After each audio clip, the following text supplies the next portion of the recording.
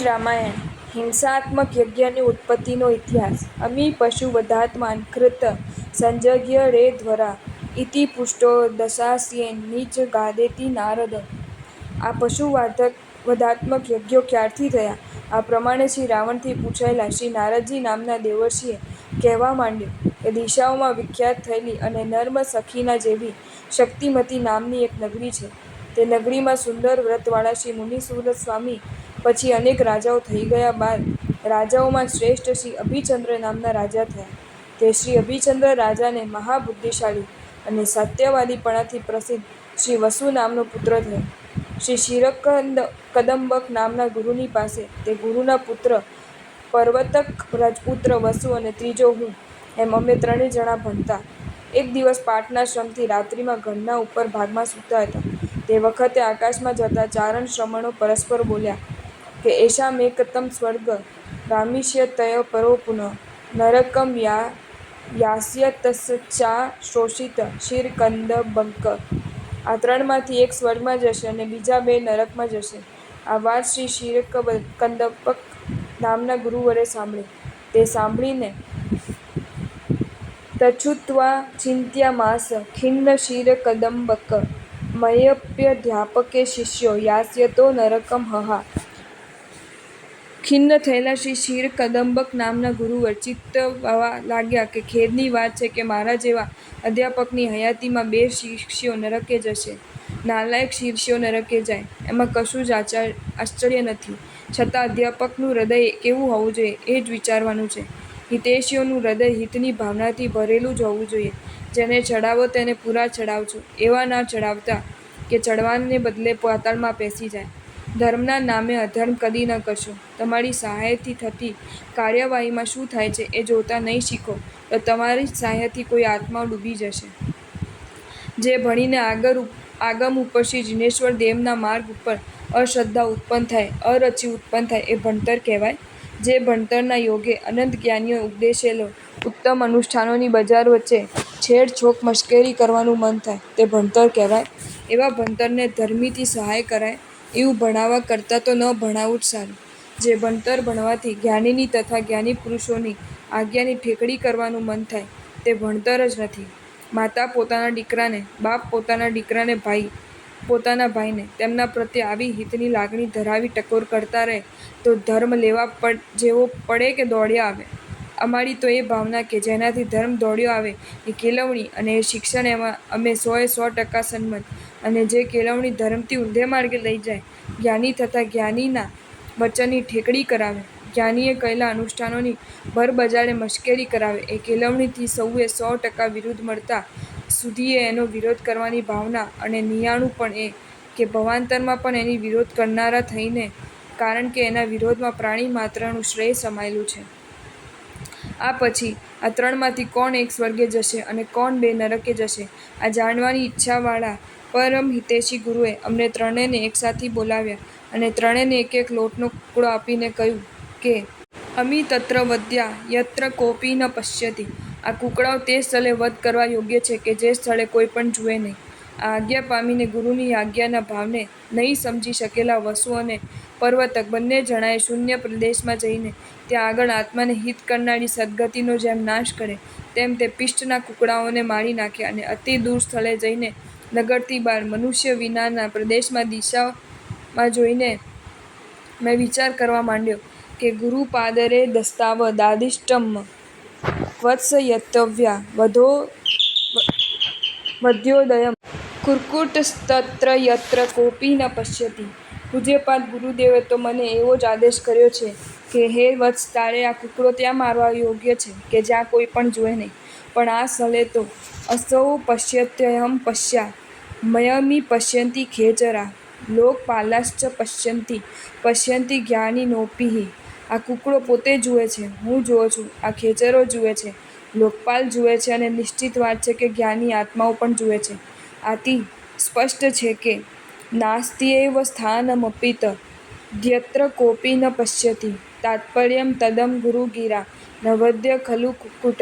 તેવું કોઈ સ્થાન જ નથી કે જે સ્થાનમાં કોઈ પણ ન જુએ। તે કારણથી ગુરુદેવના કથનનું તાત્પર્ય એ જ છે કે કુકડો વધ કરવા યોગ્ય નથી જ। કારણ કે ગુરુપાદા દયાવંત સદા હિંસા પરામુખા અસ્તમ પ્રજ્ઞામ પરિજ્ઞાતુ મેત નિયતમાદિશન. પૂજ્યપાદ ગુરુદેવ દયાળુ છે અને હંમેશા હિંસાથી પરામુખ છે. આથી એ વાત નિશ્ચિત છે કે અમારી બુદ્ધિને જાણવા માટે જ આવો આદેશ કર્યો છે. પુણ્યશાળી અને સદ્ગતિગામી આત્માની વિચારણા કેવી હોય છે એ જાણવા માટે આ વિચારણા ખરે જ અનુકરણીય છે. આસ્તિક હૃદય એટલે કે પરલોકાદિક વસ્તુઓના સ્વીકાર કરનાર આત્મા કેટલો ઉન્નત વિચારશીલ હોય છે એ આ ઉપરથી સ્પષ્ટ થઈ શકે છે. વિચારણામાં ગુરુદેવના વચન પ્રત્યે ભક્તિ અને બહુમાન કેટલું તસ્વરે છે. ખરેખર આવી દશા આવ્યા વિના કલ્યાણની કામણી કરવી એ નિષ્ફળપ્રાય છે. કલ્યાણના અર્થીએ તારક પ્રત્યે અખંડ બહુમાન કેળવવું જોઈએ. તે કેળવાય તો જ ગુરુ આજ્ઞાનું રહસ્ય સમજી શકાય. દેવર્ષિ શ્રી નારદજીની વિચારણા ખરે જ બહુમાન પેદા કરે તેવી છે. શ્રી નારદજી કહે છે કે એ પ્રમાણેની વિચારણા કરીને હું તો કૂકડાને માર્યા વિના જ ગુરુ પાસે આવ્યો અને તે કૂકડાને નહીં મારવાના તે હેતુને ગુરુની પાસે વિદિત કર્યો. એથી આનંદમાં આવી જઈને સ્વર્ગ યાસ્યત્ય તાવદિતિ નિશ્ચિત્ય ગૌરવાત આલિંગિતો હંગુરુભિ સાધુ સાધ્વીતિ ભાષિભિ. જરૂર આ સ્વર્ગમાં જશે આ પ્રમાણે નિશ્ચિત કરીને ગૌરવપૂર્વક સાધુ સાધુ આ પ્રમાણે બોલતા ગુરુદેવે મને આલિંગન થયું. આ પછી વસુ અને પર્વતક એ બંને જણાએ આવીને ગુરુની સમક્ષ જણાવ્યું અમે તે સ્થાને કૂકડાઓ મારી નાખ્યા કે જે સ્થાને કોઈ પણ જોતું ન હતું. આ પ્રમાણે સાંભળીને ગુરુએ શાપ દેતા કહ્યું કે અપશ્યતમ યુવામાદા વપશ્યન ખેચરાય દય કથમ હતો કુકુટો રે પાપાવિથ્ય શપથગુરુ. હે પાપાત્માઓ, તમે બે જોતા હતા ને ખેચર આદિ જોતા હતા તે છતાં તમે લોકોએ કૂકડાઓને કેમ મારી નાખ્યા? ત્યાર પછી તત ખેદાદુપાધ્યાયો દદ્યો વિદ્યાત પાટકી મુદા મેઢપ્યાન કલેશો વસુ પર્વત યોર્ભૂત ગુરુ ઉપદેશો હિ યથા પાત્રમ પરિણમેદહિ અભ્રાંબ સ્થાન ભેદેન મુક્તા લવણતા વ્રજેત પ્રિય પર્વતક પુત્ર પુત્રાદપ્યધિકો વસુ નરકમ યસ્ય તસ્માદ ગૃહાવાસેન કિમમ્મ. ખેદ થકી નાશ પામી ગઈ છે પાઠ આપવાની બુદ્ધિ જેમની તેવા ગુરુદેવ વિચારવા લાગ્યા કે વસુ અને પર્વતને ભણાવવાનો મારો શ્રમ ફોગટ ગયો. ખરેખર જેમ મેઘનું પાણી સ્થાનના ભેદથી મોતીપણાને અને લવણપણાને પામે છે તેમ આ સંસારમાં ગુરુનો ઉપદેશ પણ માત્ર પ્રમાણે જ પરિણામ પામે છે. પર્વતક નામનો મારો પ્રિય પુત્ર અને તે પ્રિય પુત્રથી પણ અધિક વસુ જ્યારે નરકમાં જવાના છે તો પછી મારે હવે ઘરવાસે કરીને શું પ્રયોજન છે? ખરેખર પોતાના સંતાનના અહિતની વાતથી હિતૈષીનો જીવ ઝાલ્યો જ ન રહે. સંતાન પાપ કરતું હોય, પાપ સ્થાનકનો પ્રચાર કરતું હોય અને મા બાપ જોયા કરે બચાવ કરે એ તો એમ જ ચાલે. એમ જો કહે તો કહેવું જ જોઈએ કે એ માતામાં માતાપણું, પિતામાં પિતાપણું, ગુરુમાં ગુરુપણું અને સ્નેહીમાં સ્નેહીપણું હોવાનો સંભવ બહુ જ ઓછો છે. સાચી ગુરુતાના સ્વામીશ્રી ક્ષીરકદંબક નામના ઉપાધ્યાય પોતાના બંને શિષ્યોની નરક ગતિ સાંભળીને નિર્વેદ પામ્યા અને નિર્વેદથી ઉપાધ્યાયે પ્રવ્રજ્ય દીક્ષા અંગીકાર કરી. તે પછી વ્યાખ્યાન કરવામાં વિચક્ષણ પર્વતક પોતાના પિતાના પદ ઉપર બેઠો અને હું ગુરુની મહેરબાનીથી સર્વ શાસ્ત્ર વિશારદ થઈને તે વખતે મારા સ્થાન પ્રત્યે ગયો. આ બાજુ રાજાઓમાં ચંદ્રસમા શ્રી અભિચંદ્ર રાજાએ પણ અવસરે દીક્ષા અંગીકાર કરી અને તે પછી એ લક્ષ્મીએ કરીને વસુદેવ જેવા વસુ રાજા થયો. તે પૃથ્વી તલને વિશે સત્યવાદી તરીકેને પ્રસિદ્ધિ પામ્યો અને તે પણ પોતાની તે પ્રસિદ્ધિને રક્ષણ માટે સત્ય જ બોલતો હતો. હવે એક દિવસ મૃગ્યા એટલે શિકારને ભજવાવાળા એક શિકારીએ વિંધ્ય નિતંબના હરણિયા ઉપર બાણ મૂક્યું. તે બાણ વચમાં સ્ખલના પામ્યું. બાણની સ્ખલનના હેતુને જાણવા માટે તે ત્યાં ગયો. તે પછી હસ્તથી સ્પર્શ કરતાં તેને આકાશના જેવી નિર્મળ સ્ફટિક રત્નની શિલા છે એમ જાણ્યું. આથી તેણે વિચાર્યું કે જરૂર ચંદ્રમામાં જેમ ભૂમિની છાયા સંક્રાંત થાય તેમ બીજી બાજુએ ચડતો પણ આમાં સંક્રાંત થયેલો હરણિયો મારા જોવામાં આવ્યો. આ શિલા હસ્તસ્પર્શ વિના કોઈ પણ પ્રકાર જાણી શકાય તેવી નથી. તે કારણથી આ શિલા અવશ્ય પૃથ્વીપતિ શ્રી વસુ રાજા માટે યોગ્ય જ છે એમ જાણી તે શિકારીએ એ વાત એકાંતમાં રાજાને જણાવી. આથી ખુશી થયેલા રાજાએ પણ તે શિલાને ગ્રહણ કરી તે શિકારીને ઘણું જ ધન આપ્યું. આ પછી રાજાએ તે શિલામાંથી ગુપ્તપણે પોતાના આસનની વેદિકા બનારાવી અને તે બની ગયા પછી તે શિલાની વેદિકા બનાવનારા કારીગરોને તેને ઘાત કરાવી નાખ્યો. કારણ કે રાજાઓ કોઈના પણ પોતાના થતા નથી. તે પછી તે વેદિકા ઉપર ચેદી દેશના રાજા શ્રી વસુનું સિંહાસન સ્થાપન કરવામાં આવ્યું. આથી લોકોએ જાણ્યું કે આ સિંહાસન સત્યના પ્રભાવથી આકાશમાં રહેલું છે અને પરિણામે શ્રી વસુ રાજાની સત્યેન સાનિધ્ય મત્સ્ય કુર્વંતી દેવતા. સત્યથી તુષ્ટમાન થયેલો દેવતાઓ આ રાજાનું સાનિધ્ય કરે છે. આ પ્રભાવવંતી ખ્યાતિ દિશાઓમાં ફેલી ગઈ. આ પ્રસિદ્ધિથી ભય પામેલા રાજાઓ તે રાજ્યને અધીન થઈ ગયા. મનુષ્યોની સાચી અગર ખોટી પણ પ્રસિદ્ધિ જય આપનારી નીવડે છે. હવે એક દિવસ હું ત્યાં ગયો ત્યારે બુદ્ધિશાળી શિષ્યોની આગળ ઋગ્વેદની વ્યાખ્યા કરતા પર્વતકને મેં જોયો. તે વ્યાખ્યામાં અજેષ્ટવ્યમ આ વાક્ય ઉપરથી બોકડાઓથી યજ્ઞ કરવો જોઈએ આ પ્રમાણેનો ઉપદેશ આપતા તેને મેં કહ્યું કે ભ્રાત ભ્રાંત્ય કિમિદ મુચ્યતે ત્રિવાર્ષિકાની ધાન્યાની નહીં જાયંત ઇત્યજા વ્યાખ્યાતા ગુરુનાસ્માકમ વ્યસમાર્ષિકેન હેતુના. હે ભાઈ, ભ્રાંતિથી આ શું કહે છે? ગુરુદેવે તો આપણને કહ્યું છે કે 3 વર્ષના ધાન્યો ઉગતા નથી, માટે તે ધાન્યો અજ કહેવાય છે. ઉત્પન્ન ન થાય તેનું નામ અજ કહેવાય. આ વ્યુત્પત્તિથી અજ એટલે 3 વર્ષનું અનાજ અને તેનાથી યજ્ઞ કરવો જોઈએ. આ વાત તું કયા હેતુથી ભૂલી ગયો? મારા આ પ્રશ્નને સાંભળીને પર્વતક બોલી ઉઠ્યો કે તથ પર્વતકોવાદી દિદમ તાતેન નોદિતમ ઉદિતા કિંત્વજામેષા તથૈવોક્કા નિઘંટુષ. પિતાજીએ એ કહ્યું જ નથી. પિતાજીએ તો અજા એટલે મેળા જ કહ્યા છે અને કોશામાં પણ તેમ જ કહેલું છે. આની સામે મેં પણ કહ્યું કે અહમ વોચમમપ્યયમ શબ્દાનામર્થ કલ્પના મુખ્યા ગૌની ચ તત્ર હે ગૌની ગુરુચરિકથત ગુરુ ધર્મોપદેષ્ટેતા શ્રુતિ ધર્માત્મિકૈવ વ્યમપ્યન્યા કુર્વન મિત્ર મા પાપ મર્જય. શબ્દોની અર્થકલ્પના 2 પ્રકારની હોય છે, એક મુખ્ય અને બીજી ગૌણ. તેમાંથી અહીં ગુરુદેવો ગૌણ કહી છે. વળી ગુરુ ધર્મના જ ઉપદેષ્ટા અને શ્રુતિ ધર્માત્મક છે. માટે હે મિત્ર, બેયને અન્યથા કરીને તું પાપને પેદા ન કર. સામેથી આક્ષેપપૂર્વક પર્વતક બોલ્યો કે સાક્ષેપમ પર્વતો જલ્પ દજાન્મેષાન ગુરુર્જગો ગુરુ ઉપદેશ શબ્દાર્થો લંઘનાધર્મમર્જસી મિથ્યાભિમાન વાચો હિ ન સ્યુદંડ ભયાનુનામ સ્વપક્ષ સ્થાપને તેન જિહ્વા છેદપણોસ્તુન પ્રમાણભૂભયોત્રમ સહાધ્યાયી વસુરૂપ. ગુરુએ અજ શબ્દનો અર્થ મેળો જ કયો છે, તો શું તું ગુરુનો ઉપદેશ અને શબ્દના અર્થનું ઉલ્લંઘન કરવાથી ધર્મ પેદા કરે છે? દંડના ભયથી મનુષ્ય મિથ્યાભિમાનવાળી વાણી નથી બોલતા.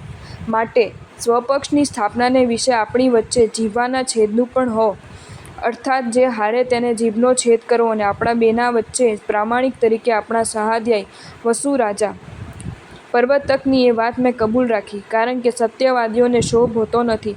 પણ આ પ્રતિજ્ઞાને જાણીને પર્વતકની માતા પર્વતકને એકાંતમાં કહે છે કે ગ્રહ કાર્યમાં રખ દેવી, પણ તે તારા પિતાજી અજ એટલે 3 વર્ષનું ધાન્ય આ પ્રમાણે સાંભળ્યું છે, માટે તે જ જીહવા છેદનું પણ કર્યું. તે વ્યાજબી નથી. વગર વિચાર્યું કરનારા અપવાદોનું સ્થાન થાય છે. આ પ્રમાણે માતા પાસેથી સાંભળીને પર્વતકે માતાને કહ્યું કે એ વાત તો બની ગઈ, હવે એ માતા ગમે તેવું પણ થઈ ગયા પછી ફરીથી થઈ શકતું નથી. આ પ્રમાણેના પોતાના પુત્રના કથનથી પોતાના પુત્ર ઉપર આવી પડેલી આપત્તિના યોગે હૃદયમાં શલ્યવાળી થયેલી માતા વસુ રાજા પાસે ગઈ. પુત્ર માટે પ્રાણી શું ન કરે, અર્થાત સર્વ કાંઈ કરે. માતાને ત્યાં આવેલા જોઈને રાજા વસુ કહેવા લાગ્યા કે દૃષ્ટમ ક્ષીરકદંભોऽદ્ય યદંબ ત્વમશિક્ષિતા કિમ કરોમિ પ્રયશ્ચામિ કિમ વેત્ય ભિદદે વસુ. હે માતા, તારા દર્શનથી મને આજે ક્ષીરકદંબ ગુરુના દર્શન થયા. હે માતા, કહો શું કરું અથવા શું આપું? ઉત્તરમાં માતાએ કહ્યું કે સાવધિ દિયત પુત્ર ભિક્ષામ મહામહિપતે ધન ધાન્ય કિમન્યર્મે વિના પુત્રેણ પુત્રક. હે રાજન, મને પુત્ર ભિક્ષા આપ. હે પુત્ર, અન્યથા પુત્ર વિના બીજા ધન ધાન્ય કરીને પણ મારે શું? વસુ રાજા પૂછે છે કે હે માતા, પર્વત એ મારા માટે પાલન કરવા યોગ્ય છે અને પૂજ્ય છે, કારણ કે ગુરુના પુત્ર પ્રત્યે પણ ગુરુની જેમ વર્તવું જોઈએ. આ પ્રમાણે શ્રુતિ કહે છે કે માટે કહો કે હે માતા, આજે અકાળે રોષાયમાન થયેલા કાલે કોના ઉપર પત્ર મોકલ્યો છે? મારા ભયને કોણ હણવા ઈચ્છે છે અને આપ કેમ પીડિત છો? શ્રી વસુ રાજાના પ્રશ્નના ઉત્તરમાં માતાએ અજ વ્યાખ્યાનના વૃત્તાંતને પોતાના પુત્રના પણ અને તે પણમાં પ્રમાણભૂત તરીકે તને નિમ્યો છે.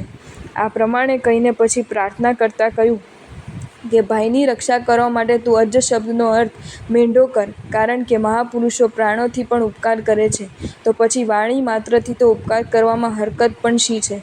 પ્રાર્થનાનો અસ્વીકાર કરતા વસુ બોલ્યો કે હે માતા, ખોટું વચન હું કેમ કરીને બોલું? સત્યભાષી મહાપુરુષો પ્રાણોનો નાશ થાય તો પણ અસત્ય બોલતા નથી. પાપથી ભય પામનાર આત્માએ બીજું પણ અસત્ય ન બોલવું જોઈએ, તો પછી ગુરુની વાણીને ઉલટી કરનારી ખોટી સાક્ષી ભરવાની તો વાત જ શી રીતે થાય? આથી રોષમાં માતાને આવીને માતાએ કહ્યું કે બહુ કુરુ ગુરુ સુનું યથા સત્યવ્રતાગ્રહમ. ગુરુના પુત્રનું માન રાખ અથવા સત્યવ્રતના આગ્રહને કર. આ પ્રમાણે માતા દ્વારા રોષપૂર્વક કહેવાયેલા શ્રી વસુરાજાએ સત્યનો ત્યાગ કરીને પણ ગુરુપુત્રનું બહુમાન કરવાનું કબૂલ કર્યું. આથી આનંદ પામેલી શ્રી ક્ષીરકદંબક ઉપાધ્યાયની પત્ની પોતાના ઘર તરફ ચાલી આવી. ભાગ્યવાનો, આ ઉપરથી ઘણું સમજવાનું છે. પહેલી વાત તો એ જ કે દુર્ગતિગામી આત્મા પોતાનાથી બોલાઈ ગયેલા વચનને ગમે તે ભોગે પકડી રાખવાનું કેવું પાપ કરે છે અને કરાવે છે, એ વાત પણ આ ઉપરથી સમજી શકાય તેમ છે. પોતાની માતાએ પણ પ્રવર્તકને કહ્યું કે તારા પિતાજી અજનો અર્થ આ જગ્યાએ મેંઢો નથી કર્યો, પણ 3 વર્ષનું જૂનું ધાન્યું એવું જ કર્યો છે. તે છતાં પણ પ્રવર્તકે પોતાનો આગ્રહ ન છોડ્યો અને પોતાના પાપમાં પોતાની માતાને પણ સાથી થવાનું સૂચવ્યું. ખોટી ખ્યાતિનો હાવ આત્મા પાસે શું કરાવે છે, એનું આ એક સુંદર દ્રષ્ટાંત છે. માતાના કહેવા પછી તો પર્વત પણ જાણી શક્યો હતો કે મારું કથન શાસ્ત્રથી વિરુદ્ધ છે. પિતા ગુરુના કથનથી પણ વિરુદ્ધ છે અને ઘોર પાપની પ્રવૃત્તિ કરાવનારું છે. તે છતાં પણ તેનાથી પાછા હટવાને બદલે તે વચનને પુષ્ટ બનાવવા માટે પોતાની માતાને પોતાના તે પાપ કર્મમાં સાથ દેવાનું ધ્વનિત કરે છે, એ કેટલી બધી અધમતા ગણાય! પણ એવા આત્માઓ જો એવી અધમતાનો સ્વીકાર ન કરે તો તેઓના દુર્ગતિએ જવાના મનોરથો ફળે કેમ પણ? બીજી વાત એ છે કે મોહાંધ માતા પણ પોતાના પ્રાણપ્રિય પુત્રના પાપ કર્મમાં સાથ દેવાનું કબૂલ કરે છે અને તેને ઘટતું સગલું જ કરી લેવા તૈયાર થઈ જાય છે. માતા જેવી માતા પણ સત્યનો પરિત્યાગ કરી પોતાના સ્વામીને બેવફા નીવડી. એક સત્યવાદી આત્માને પણ પોતાની લાગવાગના યોગે અસત્ય બોલવાની કારવી સલાહ આપવાનું કામ કરે છે. આ ઉપરથી મોહનું સામ્રાજ્ય કેવું અને કેટલું ભયંકર છે એ સારી રીતે ખ્યાલમાં આવી શકે તેમ છે. મોહના સામ્રાજ્યમાં પડેલા આત્માઓ સમજવા છતાં પણ માર્ગભ્રષ્ટ થઈને લોકની વાહવામાં પડી ઉચ્ચૃત ભાષણ આદિ પાપકર્મ કરનારાઓ સહાયક થાય. ગુરુદ્રોહીઓની પીઠ થાબડનારા થાય અને ગુરુદ્રોહી, શાસનદ્રોહી અને ઉચ્ચૃતભાષી આત્માઓને સ્થિર રાખવા માટે સઘળા કુપ્રયત્નો કરે, એ કાંઈ આ વિશ્વમાં નવીન નથી. મોહનું સામ્રાજ્ય ભવાભિનંદી આત્માઓ પાસે જે ન કરાવે તે જ ઓછું ગણાય છે.